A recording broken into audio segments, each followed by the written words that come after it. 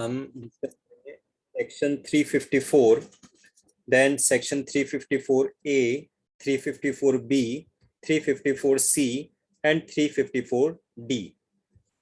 इन sections को हम अपनी आज की क्लास में डिस्कस करने वाले हैं आईपीसी के for the RGS preparation point of view, prelims, RGS prelims preparation point of view.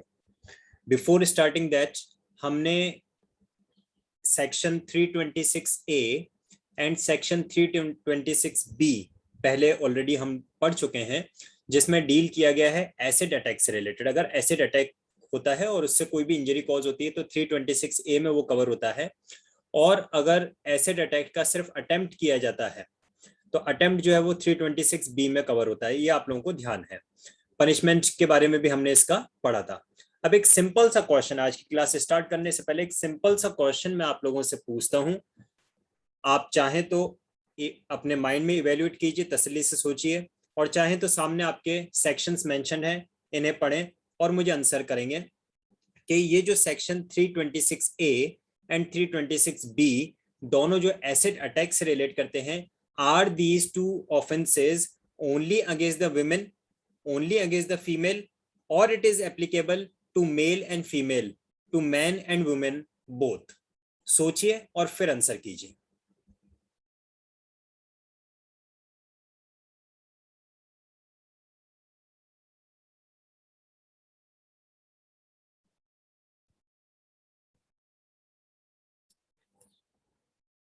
मैं देख सकता हूं सबसे पहले प्रियंका ने आंसर दिया है, that is applicable on both. Neha has also answered both. Abhishek has answered mention नहीं है कि विमेन या मैन, सो विमेन के लिए हो particularly, then it should be for both. And Saloni has also answered that is it should be for both. But one thing I would like to tell you, first of all, the answer of all of you is absolutely correct. That is, if the acid attack is made over a female or an acid attack is made over a male, both will be covered under this section. But the thing is, यहाँ पे आपको mainly importantly जो ध्यान रखना है कि यहाँ पे ये जो whoever लिखा है, ये whoever तो ऑफेंडर के लिए लिखा है, whoever causes permanent or partial damage or so on.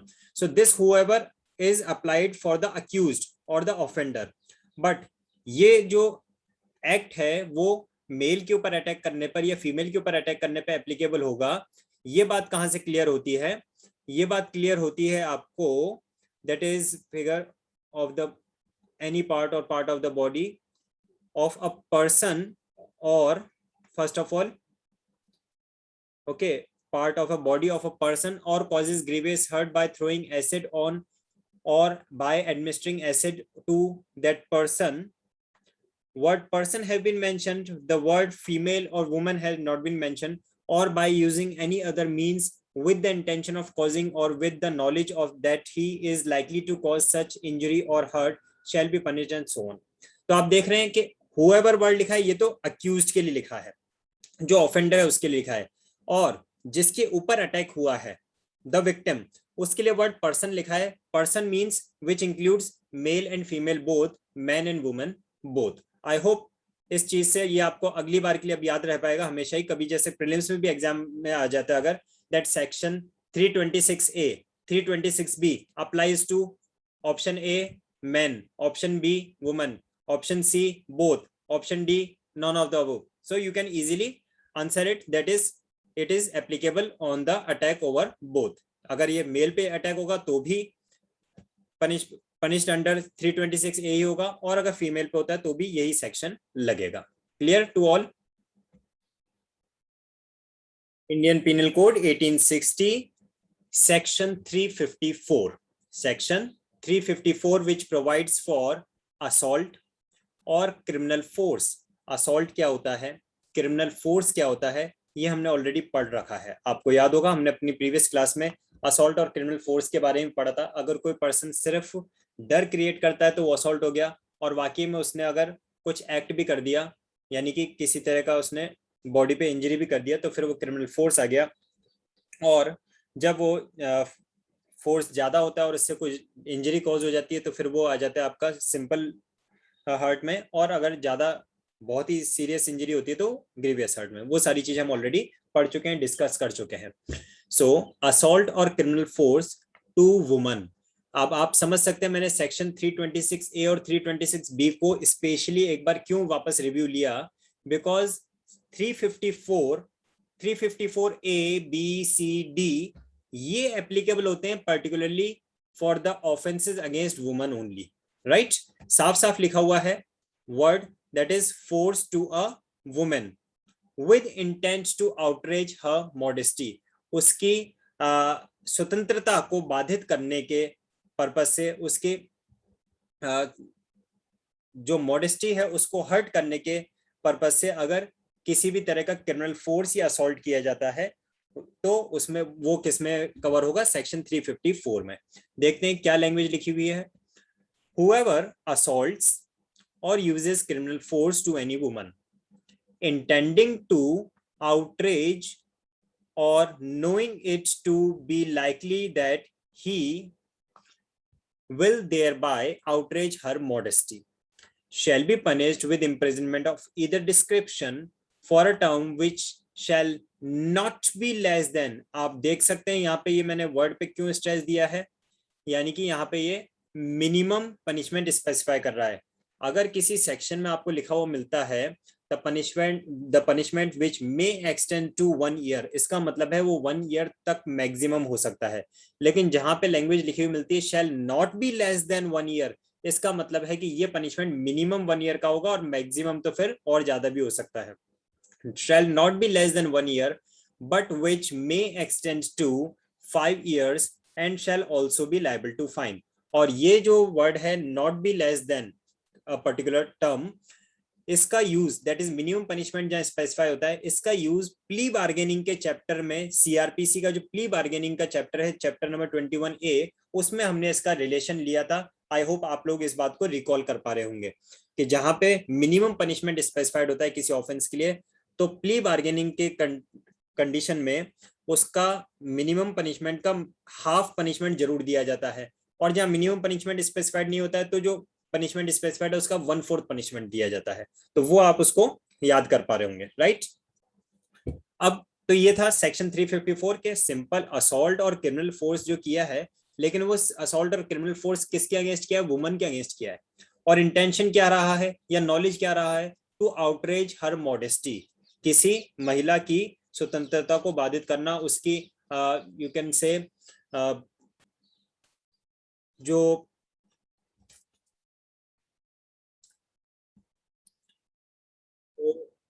Outraging the modesty को हम कह सकते हैं किसी महिला की गरिमा को भंग करना, उसके मान सम्मान को बाधित करना, उसके मान सम्मान को किसी तरह का नुकसान पहुंचाना, वो सब आ जाता है outraging the modesty of a women. उसमें वर्ड्स के थ्रू भी ऐसा किया जा सकता है, और असॉल्ट और क्रिमिनल फोर्स वर्ड तो यहाँ पे यूज हुए ही हैं कि किसी तरह से आपने उनके साथ में धक्का मुक्की कर दी, आपने उनको कोई इशारे किए, असॉल्ट में सारे इशारे वगैरह आ जाते हैं, राइट, जेस्चर्स एंड ऑल।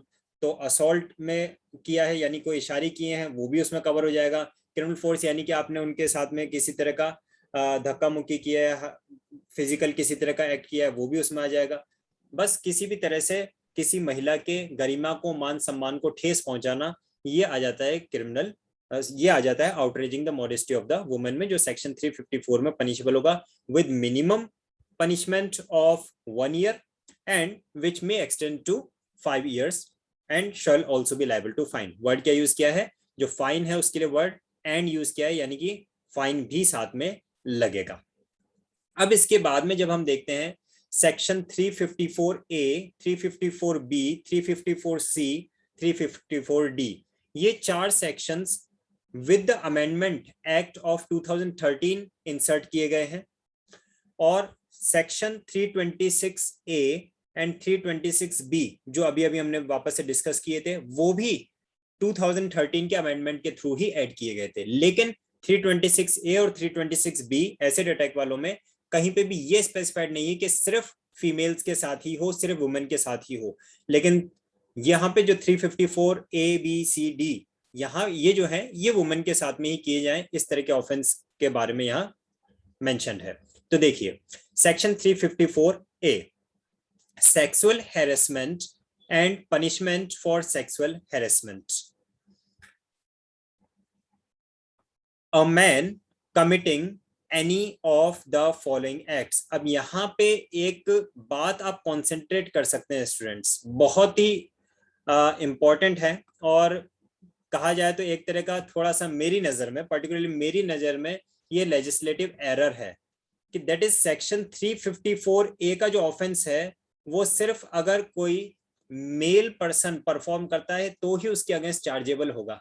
अगर कोई फीमेल किसी के ऊपर ऑफेंस कर रही है ऑफ सेक्सुअल हैरेसमेंट तो वो 354A में चार्जेबल नहीं होगा, बिकॉज यहाँ पे हुएवर वर्ड नहीं लिखा है, यहाँ पे लिखा है a man committing any offence.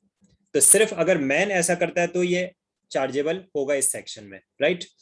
इसके आगे किस तरह के एक्ट्स के बारे में ये बात कर रहा है? हेलो सर, लेकिन एक फीमेल करती तो फिर वो जी, तो हम देख रहे हैं कि आप कौन कौन से एक्ट्स की बात कर रहे हैं। सबसे पहला, physical contact and advances involving unwelcome and explicit sexual overturns और a demand or request for sexual favors, showing pornography against the will of a woman, making sexually colored remarks। तो ये 4 एक्ट्स हैं जो अगर कोई मैन करता है against a woman, क्योंकि यहाँ पे देख सकते हैं आपके जैसा पॉइंट नंबर 3 में लिखा हुआ है, पॉइंट नंबर 3 में लिखा है showing pornography against the will of a woman, तो उससे ये अंदाजा लग जाता है कि बाकी भी जो पॉइंट्स हैं वो वुमेन के लिए ही यूज किए जा रहे हैं।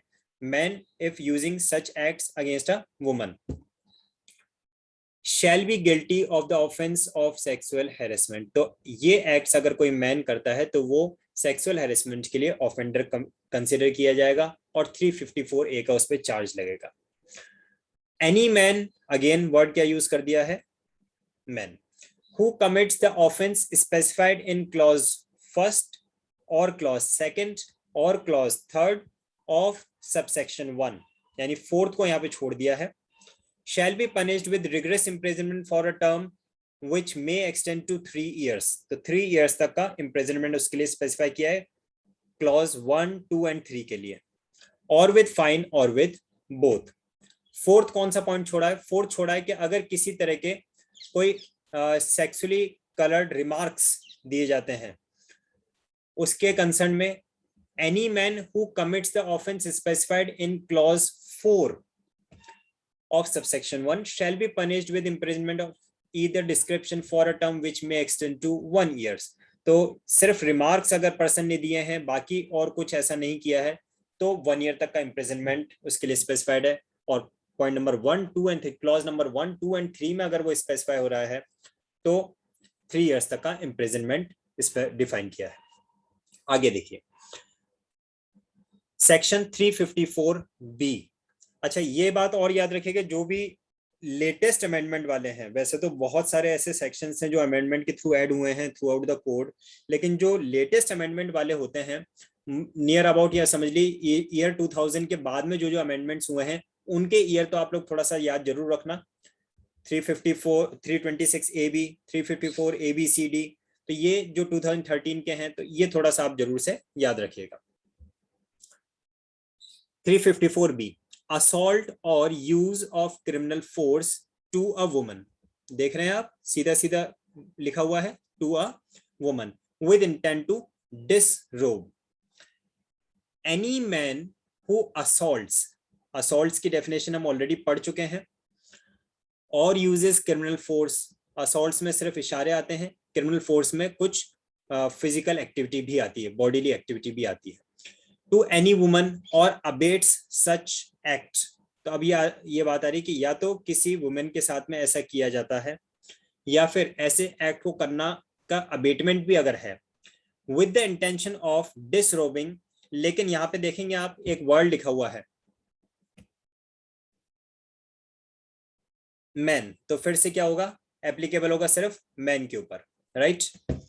डिसरोबिंग और compelling her to be naked shall be punished with imprisonment of either description for a term which shall not be less than, देखिए फिर से वर्ड क्या यूज हुआ है, which shall not be less than, यानी कि मिनिमम पनिशमेंट स्पेसिफाई किया गया है of 3 years, but which may extend to 7 years and shall also be liable to fine. तो किसी महिला को उसके कंसेंट के बिना और उसको उसके वस्त्र उतारने के लिए बाधित करना, इस बात के लिए उसको बाध्य करना, तो वो हो जाएगा 354 बी में।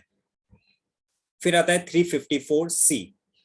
देखिए इन सेक्शंस में ये जो हम पढ़ रहे हैं, एक बार के लिए अगर आपको पनिशमेंट याद ना भी रहे, बिल्कुल क्लियरली मैं बोल रहा हूं, अगर आप पर्टिकुलरली इस पनिशमेंट याद नहीं भी रख पाते तो कोई इतनी चिंता वाली बात नहीं है। हालांकि अगर आप इनको एक पीरियोडिकल बेसिस पे, जैसे एक बार पढ़ा फिर 15 डेज बाद वापस रीड किया, नेक्स्ट 15 डेज बाद वापस रीड किया, तो वापस रीड करने पे याद वो भी हो जाएंगे आपको। बट फिर भी अगर पनिशमेंट स्पेसिफिकली अगर आपको याद नहीं रहता तो कोई टेंशन नहीं है। हाँ, इतना जरूर ध्यान रखें कि कौन से सेक्शन में इंग्रेडिएंट क्या क्या इंक्लूड है। लाइक 354 में क्या आ रहा है आपका, आउटरेजिंग द मॉडेस्टी। 354 ए में 4 कंडीशंस पर्टिकुलर स्पेसिफाई किया। 354 बी में कंपेलिंग हर टू नेक्ड, ये स्पेसिफाई किया। तो इस तरह से पर्टिकुलर उनके की वर्ड्स अगर आप थोड़ा सा ध्यान रख लें, दैट वुड बी सफिशिएंट। बाकी अगर इनका पनिशमेंट भी याद कर लेते हैं बहुत अच्छी बात है, नहीं रह पाता है तो पनिशमेंट के लिए इतना चिंता करने की जरूरत नहीं है। वॉयरिज्म, एनी मैन, ठीक है, मैं बार बार इन चीजों को एनसर्कल कर रहा हूं जिससे आपको ध्यान हो जाए कि हमारे कॉन्स्टिट्यूशन हमारे लॉ ने या लेजिस्लेचर ने थोड़ा सा एक भेदभाव कर रखा है मैन के लिए।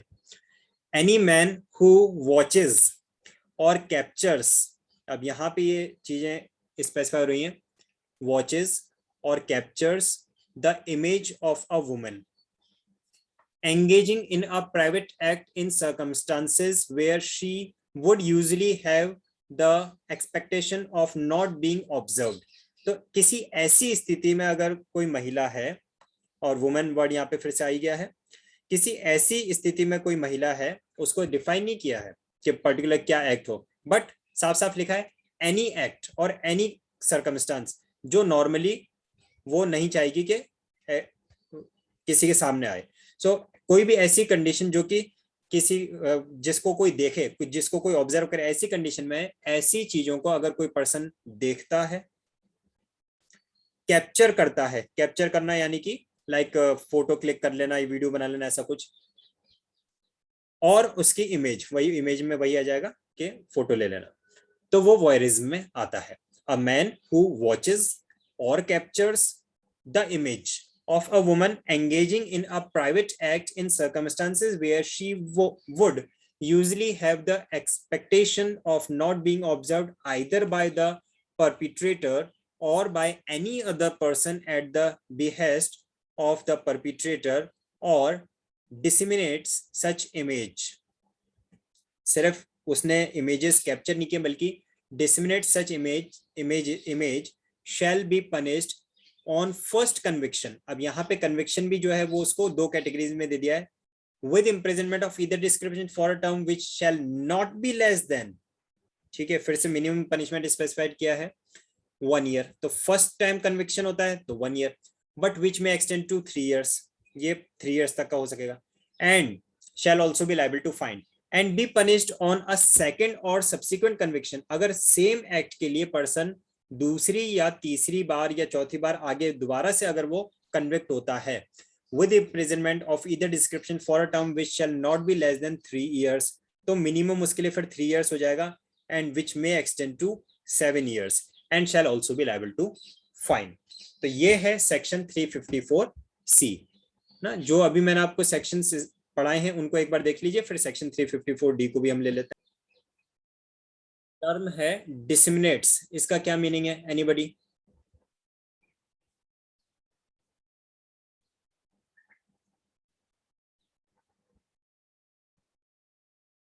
भाई पिक्चर को देखा, पिक्चर को कैप्चर किया, वहां तक तो समझ में आ रहा है। What does disseminate mean? Who will tell me? ठीक है, बिल्कुल ठीक लिखा है अभिषेक ने, पब्लिक करना या फिर किसी भी तरह से उसको फैलाना, right, in the general public. Okay, 354C के साथ में कुछ एक्सप्लेनेशन भी एडेड हैं, उन्हें भी एक बार देख लेते हैं। Explanation number first says that for the purpose of this section private act includes an act of watching carried out in a place which in the circumstance would reasonably be expected to provide privacy and where the victim's genitals, posterior or breasts are exposed or covered only with underwear, or the victim is using a laboratory, or victim is doing a sexual act that is not of a kind ordinarily done in a public। तो in the nutshell, इतना detail में जाने के बजाय अपन इतना समझ सकते हैं, कोई भी ऐसा एक्ट जो वो फीमेल नहीं चाहेगी कि कोई जनरल पब्लिक का पर्सन ये देखे, एक सिंपल सा समझा जा सकता है उसको। हालांकि लॉ में इतना स्पेसिफाई करने की जरूरत इसलिए पड़ती है जिससे उसका मिसयूज ना किया जा सके, दैट्स व्हाई। अदरवाइज सिंपली ऐसा कोई भी एक्ट जो अकेले में व्यक्ति करता है, that is called a private act, fine. Then explanation 2 आता है, वेयर द विक्टिम कंसर्न्स, अब ये देखिए, to the capture of the images और any act but not to their dissemination. आप कोरिलेट कर पाएंगे, अभी एक लेटेस्ट केस हुआ है इससे रिलेटेड, बहुत ही रिसेंट का एक केस हुआ है ये एक्सप्लेनेशन नंबर 2 से रिलेटेड। अगर आपको किसी को ध्यान आ रहा है तो आप चैट बॉक्स में मेंशन करें।